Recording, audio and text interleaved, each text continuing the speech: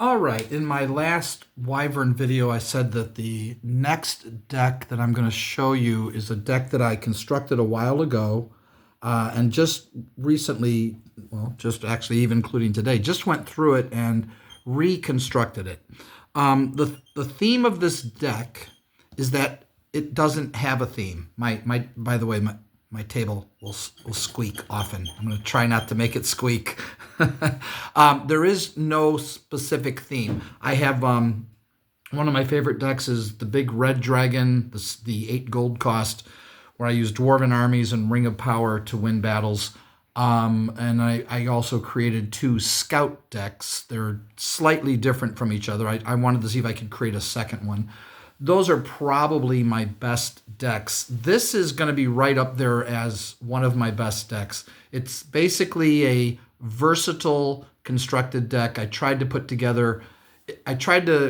wanted to see what is the best constructed deck that I could make without any specific theme. I wanted it to be able to do a variety of things, not necessarily everything, but pretty versatile. It does do quite a bit of different things, and its theme is simple: just win the game. There is no specific theme that I'm doing.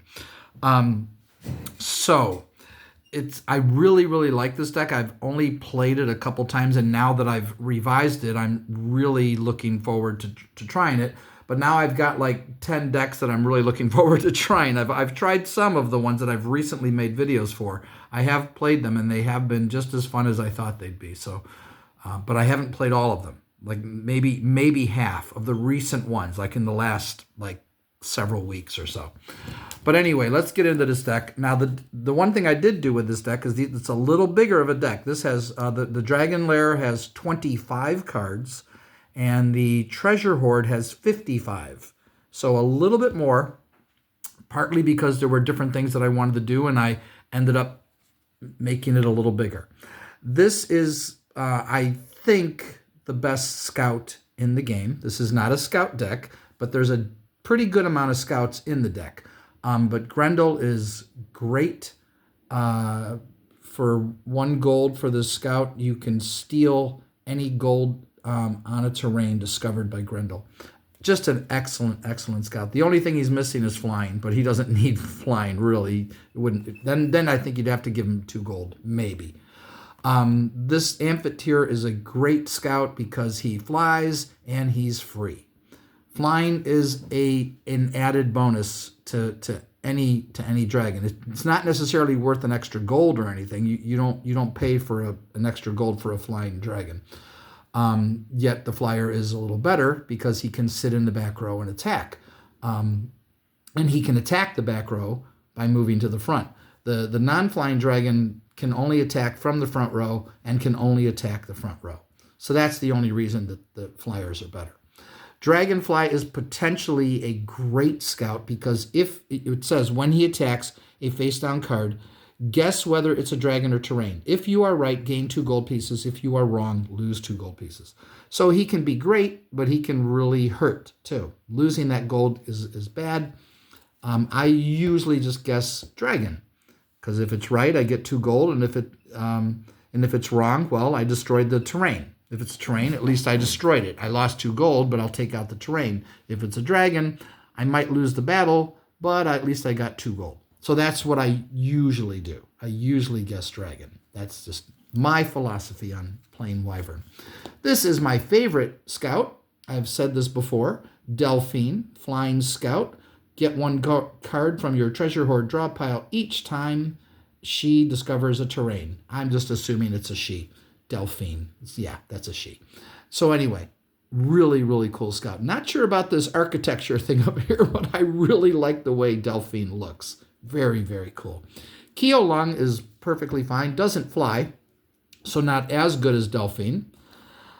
And a different way of getting a card. Every time Keolung loses a battle, draw a card. So it's a pretty good scout. If I was going to take one out, maybe I would take Keolung. I'm running 6 scouts in this deck. I could go to 5. Keolung might be the one that I drop, or maybe Dragonfly because you can lose 2 gold with Dragonfly. Mogre is one of the best scouts in the game, which is why he originally cost 1 gold and they changed it to 2 gold. which is correct. If first card attacked is terrain, Mogre may then attack a second card one card away from the first card. Now, we play, he can't attack the back row regardless. As long as there's a card in the front row, he has to attack the front row. I don't see why he should be allowed to hit the back row this way. Maybe I'm wrong. Maybe it is a good rule that he can get to the back row, but I don't think he can. He's not a flyer. So to me, it just makes sense. This was a late addition to this deck. I just love Ogancho. One of my favorite dragons. One of my favorite art of a dragon. The art on this is just incredible. It reminds me of Gyarados. I'm sure if you know what I'm talking about if you played Pokemon. But this is a 0 flyer for 3 gold. So that's horrible. When defending, Ogancho's strength is the number of cards in opponent's hand at the start of the battle phase. So if your opponent has no cards, this is a 0. But if they have 5, 6, 7 cards, this dragon is really powerful on defense. No clue why they gave it flying, because I don't think I'm going to be attacking with it. But, if I have Power Switch in my hand, maybe I will, or Poison Chalice. So perhaps I might attack at times, but for the most part, this is a defensive card. And I added him to the deck because he's one of my favorite cards, and he is potentially very powerful. It just depends on the situation. This is another addition, the change that I made to this deck. This is Green Dragon, who's a 1-strength dragon that costs 2 gold. Let me get the angle right so there's no glare and so you can see everything. When Green Dragon loses a battle, winning dragon loses any special abilities for the rest of the game. Then I thought about adding Ladley Worm to this deck. Then I realized, no, this is not a lose deck. This is not a deck that wants to lose battles. It's just that Keolung will get me a card when he does, and Green Dragon can take away abilities off of Amazing Dragons, which can be very effective. So I think he belongs in this deck. Because again, this is what I'm trying to create here is the best constructed deck I can create that does a variety of things. That's really all it is. So there is no specific theme to the deck, which is why Ogancho just got added. Lambton Worm is in every deck, because if you have a vacant position in your battlefield, you can pay 1 gold to bring him back, and then you can just swap him out, because he's just a 1-strength dragon for 1. I think that should say pay 3 gold to bring him back. Then I think it would be an appropriately costed card, in my opinion. Then a card that is not in many of my decks, but really is potentially a very deadly dragon. And I love that there's a dragon in mythology called Vampire. I never knew that. And it's all the dragons of mythology are talked about in the Insider's Guide, which you can buy on eBay. The Insider's Guide is for Wyvern. It goes over not every card. It doesn't have the Chameleon set in it, but it has all of the cards imprinted, including Phoenix. I think Phoenix and Premier cards are all printed in the book, so you can see all the cards. And it goes over rules, updates of words, updated text, updated costs, strategy, and mythology. All the mythology of the dragons, of all the cards. It's a very, very, very cool book. I highly recommend it. And you can get it for $50 on eBay. You just got to look for it, because a lot of people are trying to get 70, 80, 90, even 100. And I would never pay that much for that book. 50, I bought it. So anyway, here is one of the other best dragons in the game. That's what this deck wants. It wants as many of the best dragons in the deck. So they're all difficult to fight. Iowa is how I pronounce it. A 3-strength subterranean dragon for 4 gold. Non-subterranean dragons get a -2 strength modifier while in battle with Iowa. This is an excellent dragon. Awesome looking dragon, just a cool looking dragon. I remember when I first encountered this at Gen Con and I lost. This guy said, wow, that card's powerful. And he said, yeah, it's one of the best cards. This is a very good card, but not necessarily a great card. On defense, he's a 3-strength dragon. Oh, no, that's not true. I'm wrong about that. Let me read the text. So he's a 3-strength dragon for 3. That's his base strength. Shapeshifter takes on the strength on the card of the dragon attacking it or defending against it. So I'm assuming that means the base strength. Pretty sure the base strength. And I think the Insider's Guide might clarify that. I don't have the Insider's Guide with me right now. A friend is reading it. But if I attack a 5-strength dragon, Shapeshifter turns into a 5-strength dragon. If the 5-strength dragon attacks Shapeshifter, Shapeshifter is a 5-strength dragon. The problem with that is on defense, he's always losing, but on offense, he's always winning. So you kind of want to attack with him, but at least on defense, let's say a big 6, 7, 8-strength dragon attacks. Well, there are no 8 base strength. There's 6 and 7. He takes on that strength, so now you're in a tie. You're only 1 point behind. So potentially a really, really good dragon, and he only costs 3 gold, so it's worth it. Then Draco is absolutely one of the best dragons in this game for 5. 3-strength dragon for 5. It used to be 4. They changed it to 5 because it's just too powerful. Once Draco attacks, he must continue to attack during that same turn until he dies or discovers, it should say a terrain. Not sure why they didn't say discovers a terrain. So if you use Knight or Golden Apple or Fountain of Youth, he just keeps attacking. So the idea here is you run into a dragon, then you might be able to beat it, but your opponent has cards and takes the lead. Well, you save him and attack again. Let's say it's a 3-strength dragon. Every time your opponent plays a card to take the lead, you can play Knight or Golden Apple or Fountain of Youth, and you can keep him going and just restart the attack again until you hit a terrain or until he dies. And that can give your opponent fits, because how are they going to fight it if they run out of cards to beat it, and when you attack, you're winning. Now, if you're losing, that's hard, because then you need a card each time.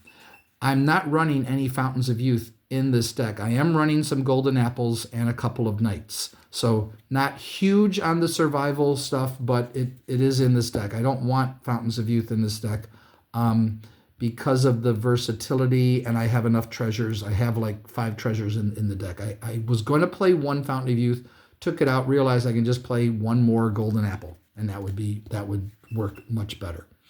So then we have the big old 4-strength Cynoprosope, again, one of the best dragons in the game. For 5 gold, Cynoprosope may get help from a dragon 1 card away in this battle. Flyers may help Cynoprosope from anywhere on the table. Risky but powerful. Cynoprosope, there are 3 dragons that get help, and there's 1 dragon that can give help, but he's just a 2-strength dragon called Indra. But Cynoprosope is great. So that's what this deck is, a bunch of really, really good dragons. And this might be the best dragon in the game. Blue, 5-strength super flyer for 7 gold, immune to dragon slayers. There's about 4 or 5 dragons like this. They all have 2 gold symbols that are immune to dragon slayers. Can attack any card because he's a super flyer. And then you draw an extra card in each of your draw phases that blue is face up. That's insane. You will take over the game if they don't get rid of this card. A guy just beat me because I couldn't get rid of blue in a tournament, and that was just something else. So now I've got, well, actually, I do have some other dragons. Let's go over the other dragons. I have, no, you know what? We'll go over, that's my gold generating stuff. We'll go over this. 5 terrains. There's actually 8 terrains in the deck. So 17 dragons, 8 terrains. It's about right for what I want for this deck. I thought about 16-9, but I ended up with 17-8. All right, Abby is a really good card because now you can't use Golden Apples, Fountains of Youth, cannot survive a lost battle. So you can use Knight. Knight just cancels the battle. But you can't survive a lost battle no matter what cards are played, are in play, or what it says on the dragon. I almost added another Abby, and I was going to take out 1 card, but I was like, nah, 1 is fine. I don't need another one. Then Frozen Lake is a risky card to play, but not the way we play the game. In the official rules, if the dragon that hits the terrain if the terrain does not apply, the terrain is destroyed.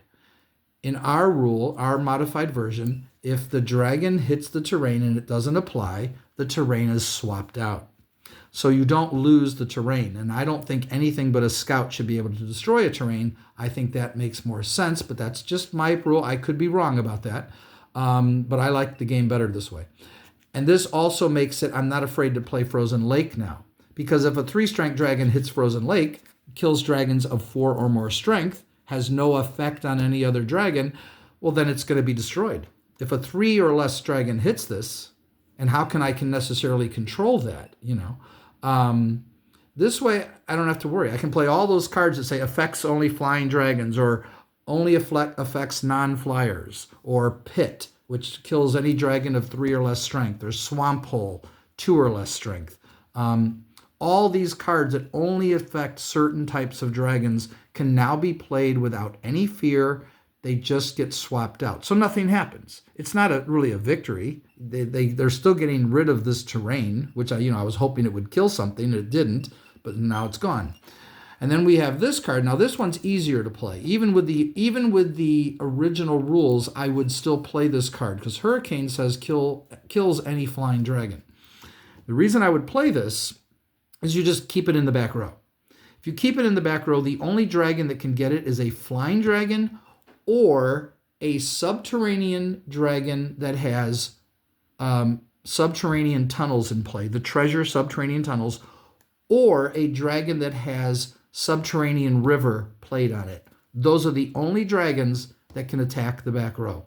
And that almost never happens other than flyers. Flyers will attack the back row. Non-flyers can never get there. This will kill them. The other one that affects only flyers, which would also play in any Wyvern game, any rules, is Island. Island is nasty. Any flying dragon now belongs to you, so I take their dragon. They lose the battle position. Their dragon's gone. It's now mine. Dragon stays on island in your battlefield.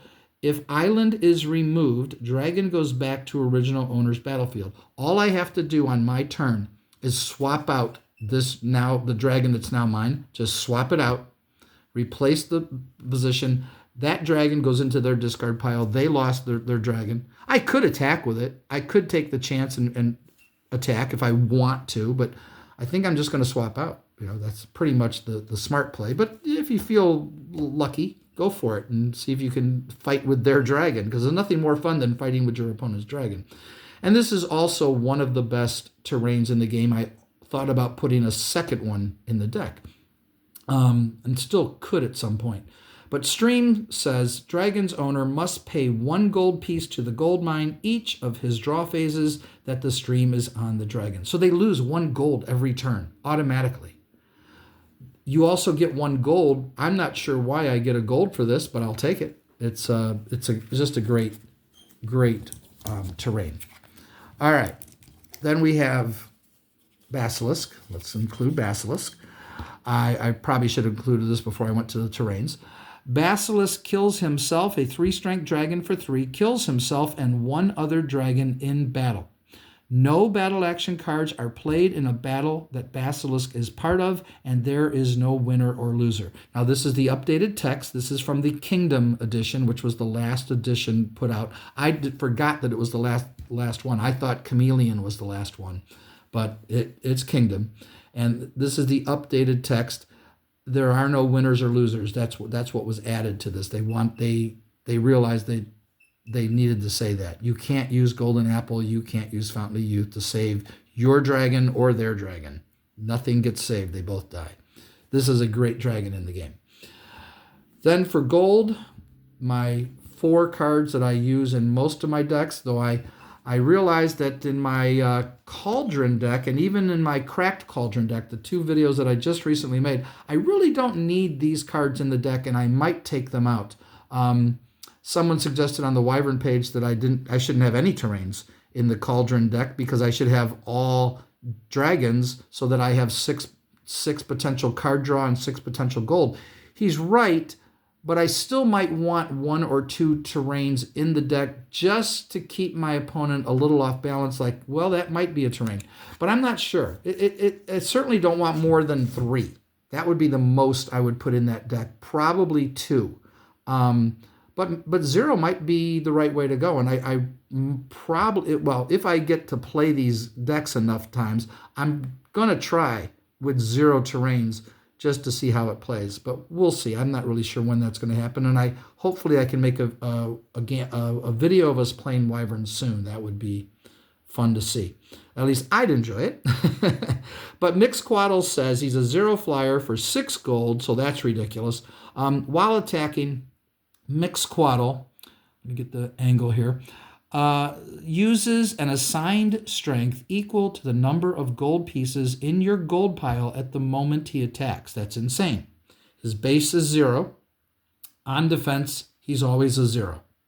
It's never anything but a 0. So he's easy to kill on defense, very hard to kill on attack because you can't power switch or Medea's strength, his base strength. His base strength is 0. It won't matter if you use power switch or Medea's spell. His assigned strength is the number of gold. That will not change.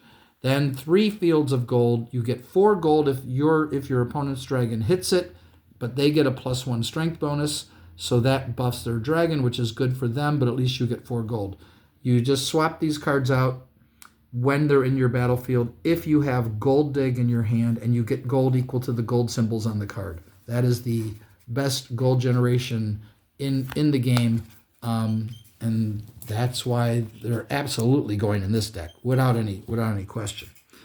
All right, the Treasure Hoard deck, which is 55 cards, has my standard 4 magnetic fields, which says, and then this used to cost 1 gold. It's got changed to 2. Cancels the play of any action card. The action card is discarded with no effect, and magnetic field is also discarded. This can be played anytime, even during a battle. I don't know if, no, that wasn't added. We thought this just meant cards that only say action, which it's not. It does battle actions, reactions, any action. Any card that has any of the word action in it. Reaction has the word action in it. So it counts. So magnetic field is really a powerful card. I think it's the most powerful card in the game. And then here's Gold Dig, which is an action. You gain X gold pieces. X equals the number of gold symbols on the top card in your Dragon Lair discard pile. This is a great, great card for getting gold. And one of my favorite cards in the game, I'm running 2 copies in this deck. For 2 gold, a reaction called Sorcerer. Awesome looking art. The Sorcerer duplicates any action or reaction card just played by your opponent. The Sorcerer is also playable as a battle reaction to duplicate any battle action card, any battle action just played by your opponent. So action, reaction, battle action. So not Dragon Slayer actions and not intercept actions. So action, battle action, reaction. It copies the spell. So if my opponent magnetic fields me, I can duplicate the magnetic field and magnetic field their magnetic field. If they cast power switch on me, I can copy the power switch and flip the numbers right back. If they cast Medea's spell and make my dragon a 0 base strength, if it will work, I'll copy the Medea spell and make their dragon a 0 base strength. So certain cards it works, certain ones it won't work. It won't do anything like with Poison Chalice. If my opponent plays Poison Chalice, the side with the lowest battle wins. Copying that won't change that. The side with the lowest strength wins. It's not going to change anything. So not as good as Magnetic Field. Also, it won't counter Dragon Slayers or Intercept actions, but still a very good card. The 2 gold cost is correct, I think, even though it's not as good as Magnetic Field. But great card, running 2. So here's what the rest of the deck has. So I'm running 2 of the Poison Chalice, the card that I just mentioned. For 3 gold, a battle action, the side with the lowest strength wins this battle. Now, as far as I know, and this is how we play, you can pump up either dragon. So if my opponent says Poison Chalice, I'll say, okay, then let's give your dragon, I've got a +3 modifier. As long as it applies to their dragon, I will increase their dragon strength by 3. I don't have to play it on my dragon. I could be wrong about that. I'm pretty sure I'm right about it. If anyone knows for certain, just let me know. Let me know in the comments. I'd like to just be clear on that rule, but I'm pretty certain I can pump up my opponent's dragon or weaken my opponent's dragon with a card effect too, or weaken my own dragon so that I then take the lead. All right, so 2 copies of this. Remember, we're going versatile here. There's very few of 4 of. I don't know if there's anything in here in this deck has 4 of. We'll see. I don't remember. I maybe 1. Medea's Spell. 2 gold, battle action. A dragon of your choice is now 0 strength for the rest of this battle. The updated wording says is now 0 base strength. The base strength is now 0 for the rest of the battle. I forget the exact wording, but it affects the base strength. Very powerful card. Not as good as Power Switch, but I decided to go with 2 copies of Medea's Spell. Originally, I had 1, and I was running 3 Power Switch or 4 Power Switch. I took 1 Power Switch out and added 1 more Medea's Spell just for the versatility of it. Power Switch, again, one of the most powerful cards in this game, along with Poison Chalice. And Medea's Spell is certainly in the top 5 or top 10. I'm not exactly sure where it ranks on the power rankings. But Power Switch for 2 gold. The 2 dragons who started this battle switch base strength numbers till the end of the battle. It makes a big difference, especially if they're attacking with Mixquaddle and his strength is like 14. It's not going to do anything. The base strength is 0. So I can't take that. I can't get that 14 strength. All right. So 3 golden apple. I had 4. I had 2. I was going to add 1 Fountain of Youth. I took the Fountain of Youth out. 3 golden apple. So this is my survival cards to keep my guys alive. This was great for Draco. I want it for Draco. It's great for the Keolung, the scout, that when he loses a battle, I can draw a card. So it just makes those cards really good. And then I'm running 2 copies of Knight. Originally, there was only 1 in this deck, so I changed that to 2 because, again, I think it's just better. Cancels current battle. Dragons go back to their positions face up. Now, your opponent can counter this. Your opponent can cast Magnetic Field and stop it. There is a card called Ra that says this battle can't be canceled. Excellent sideboard card if you're using sideboards. I just built a sideboard and I forgot to put Ra in it, so I'm going to have to fix that. All right, I have those little dragons, all the scouts, and then I had the 0 and 1 strength dragons. So we've got 2 crickets. This is just to give it added fighting power. Strength modifier +3 can only be played on a dragon with a base strength of 2 or less. So 2 copies. And then 2 copies of Minotaur. Does the exact same thing, but strength modifier +4. These are excellent tools for your little dragons. Going to run 4 Dragon Slayers in this deck. Jason, absolutely. 1 copy of Jason. 3 gold. Kills any dragon. 2 copies of Sir Galahad.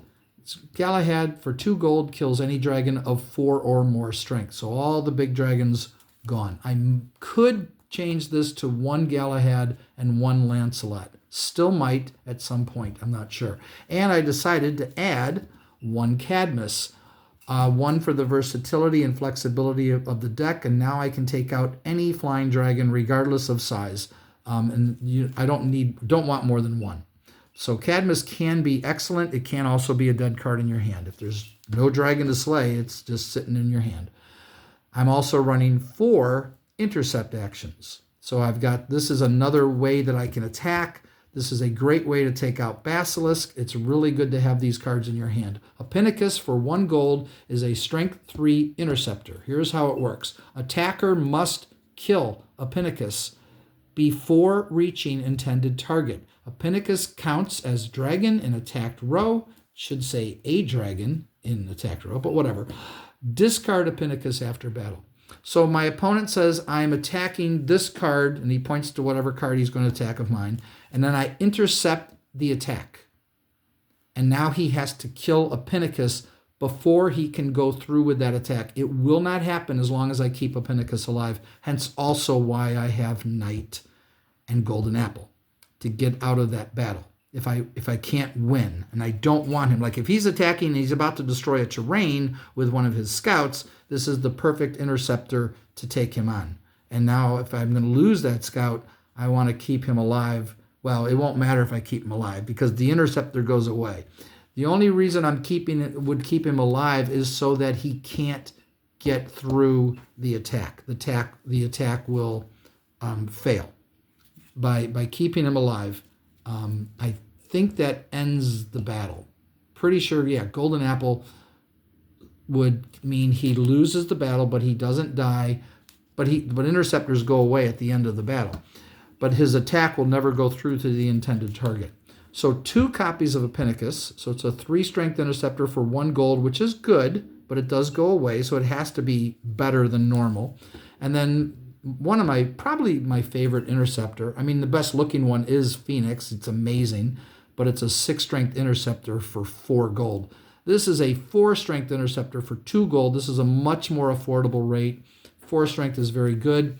Attacker must kill Seahorse. Everything's exactly the same. Before reaching intended target. Has to kill him. Not defeat him in battle. Has to kill him. So that's significant. So 2 Epicnus, 2 Seahorse. This makes my deck very, very versatile. Very cool. I chose to go with 1 Pearl. 1, because I really like Pearl. 2, because I want more card draw in this deck, because card draw is so important. When a dragon in this row wins a battle, draw 1 card from your treasure hoard draw pile. It's not necessarily one of the best treasures in the game, but I think it's a very good treasure, and I think that it can and will perform well. We'll see if I ever play this deck enough. I'll find out. This is a risky card, but it's potentially very powerful. Action. So it's free. It's a free treasure, no gold cost. Action. Draw 1 card from your treasure hoard draw pile for each gold piece you pay. By the way, Pearl is free as well. That's another reason I really like free treasures. So you pay a gold as an action and you draw a card. You can keep doing this. Okay, I'll pay another gold and draw a card. Some people think you have to pay, like, if you want to draw 3 cards, you have to pay 3 gold and then you draw 3 cards. No, you don't. You can pay 1 gold at a time. You want to pay all 3 and draw 3, go right ahead, but better to pay 1 gold at a time. No reason to draw all 3. You might not want to draw after you've drawn 1 or 2 cards. You might say, oh, I don't need to draw anymore. So don't do that. Don't overpay. Don't overcommit. 1 at a time. Yes, it takes a little longer, but so what? You're trying to win the game. All right, Gold Market. Great treasure. So well designed. When you play the Gold Market, put 2 of your gold pieces on it. In each of your draw phases, place 1 gold piece from the gold mine on it. Action. Discard the Gold Market and put all the gold on it into your gold pile. I've made like 5, 6, 7, 8 gold using this card, and I've also lost my 2 gold. So you're investing gold, hence the Gold Market.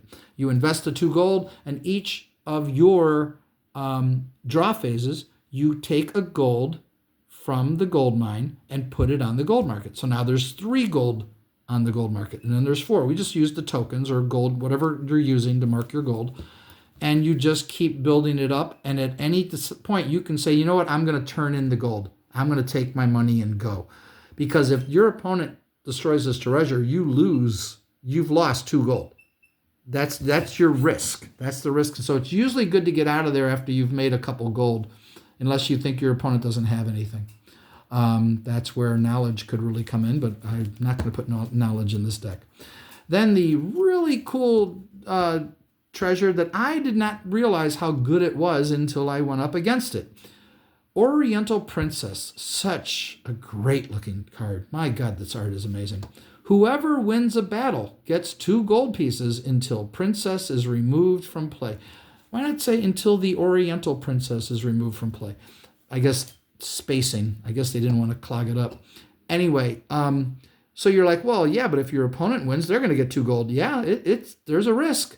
It's a perfectly balanced card, but this is going to, man, if you win battles, oh my goodness, you just start getting gold, and with the Gold Market and the Princess, you can really do a lot of damage. And this deck wants to win these battles, and it's designed to win battles, and it's not designed to survive. I have those cards that can survive, like Draco, but other than Draco, it wants to win.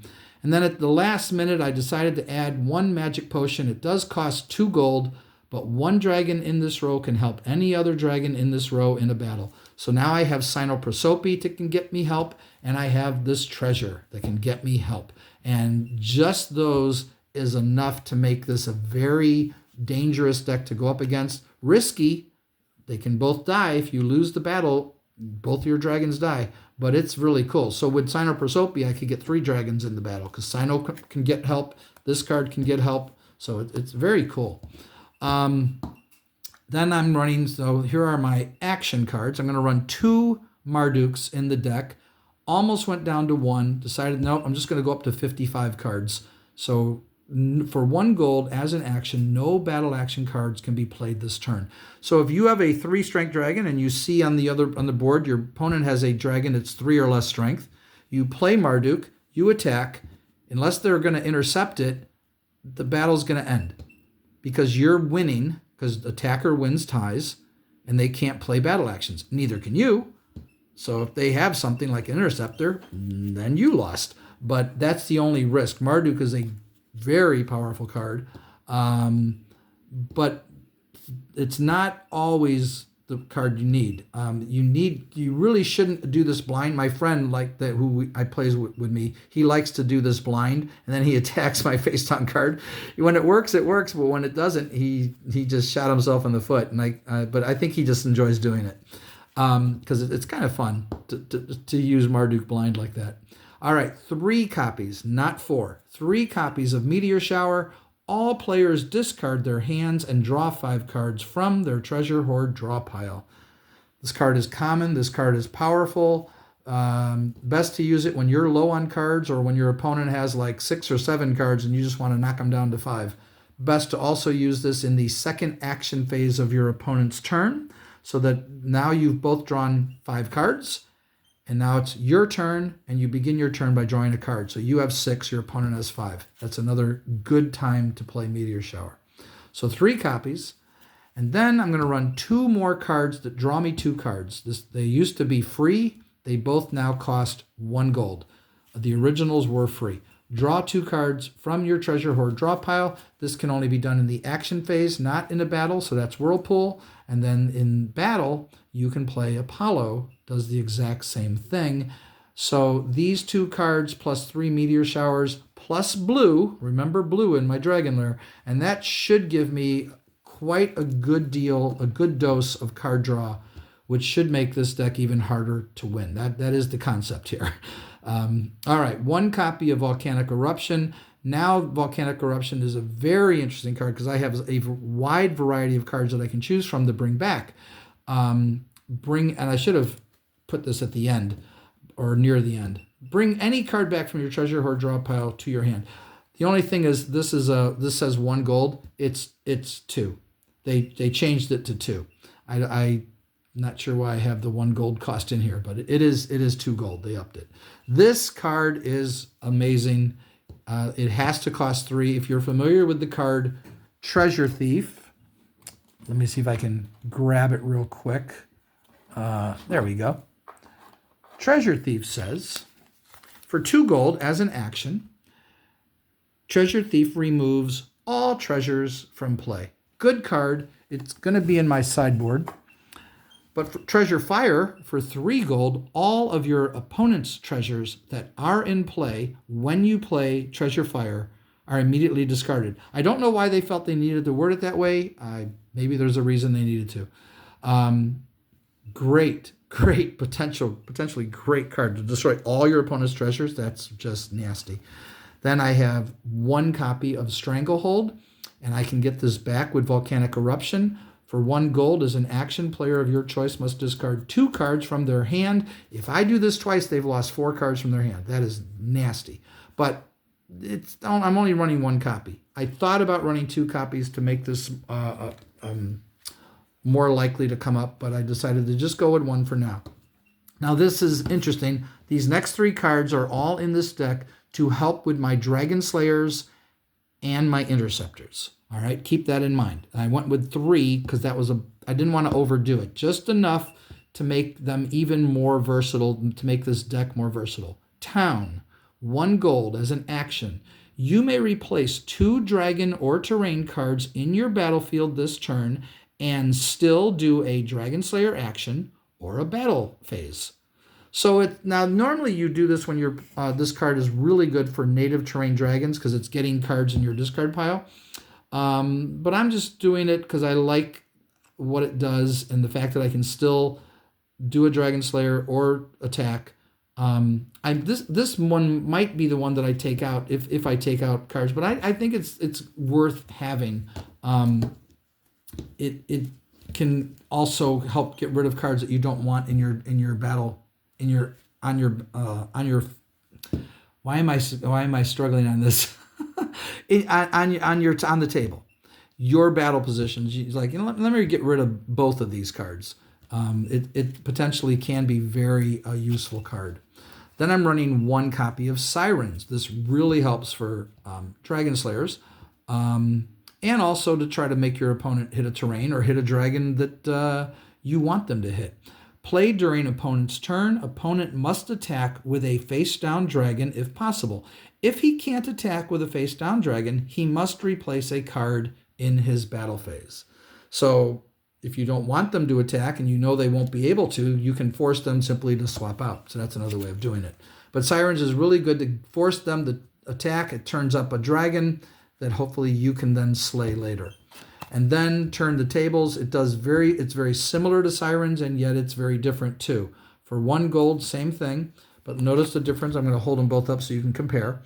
Turn the tables says, you decide which card of yours gets attacked this turn. Opponent must attack if possible. This means they got to attack with a face-down card. This one says you have to attack this card. This is the card you must attack. So they could still attack with a scout. So it's not necessarily going to work, but it is a very cool card. And then I'm adding 1 Prometheus because Prometheus can be deadly to your opponent. It can be a great card. Opponent must show you his hand. Now, you can only do this in battle action, and lose 1 gold for each battle action card in his hand that he doesn't discard. Imagine if your opponent has 5 battle actions in their hand. They have to discard those or pay 1 gold for each one they don't. That can really wreck them. Unless they got a lot of gold, then it's not going to do all that much. And then got to have 1 Kiss of Lasukube in the deck for those Dragon Slayers. I thought about playing 1 Marina. Still could add 1 Marina. But I'm definitely putting Marina in my sideboard. So we'll see. Kiss of Lasukube is played in response to the play of a Dragon Slayer. The Dragon Slayer is discarded with no effect, and you can destroy any card on the table. I think that this card is too powerful. I'm glad they reduced it to only 1 copy. I think 4 copies would have been absurd, but it was originally 4. And everybody said, no, make this unique. So they did. So that's cool. And my last secret card, I'm playing a hidden action. Thought about this. I thought I was going to have to also have a hidden action on a dragon, and I didn't want to play more than 1. I could play 2 Blinding Lights, possibly. But Blinding Light is probably the best hidden action. Most of the hidden actions, in my opinion, are too weak to bother with, except for the ones that target your cards. The ones that target your opponent's cards, that is too risky of a play. The odds are almost, I don't know if it's 50-50, but it's very, if you don't hit the right thing, it doesn't do anything. But Blinding Light says, play face down under 1 of your terrain cards. Now, this is a hidden action, so you're hiding the card. They don't know what you're playing.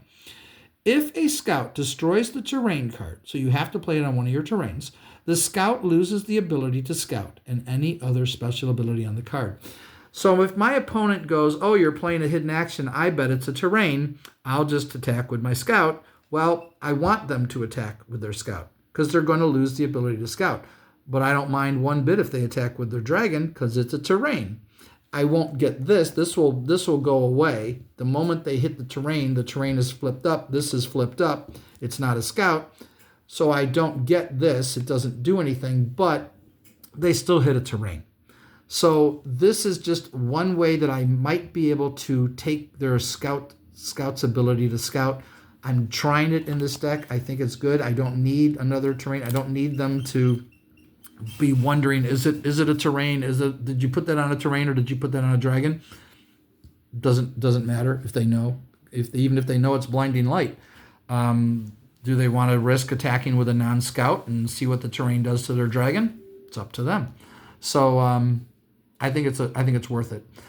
I really, really want to play this deck. I think it's a really good deck. I'm so glad I tweaked it and went through it again because, like I said, it was cool the first time. The first iteration of this deck was very cool, and it played well. I know I've played it a couple times, but really looking forward to playing this at some point here in the near future. We'll see when that happens. Hope you enjoyed this long deck tech video. My goodness, 45 minutes. I will talk to you guys later. I'm not sure what my next Wyvern deck will be, but there are still a few that I have not made deck techs for, so one will be coming up at some point. Talk to you all later. Bye-bye.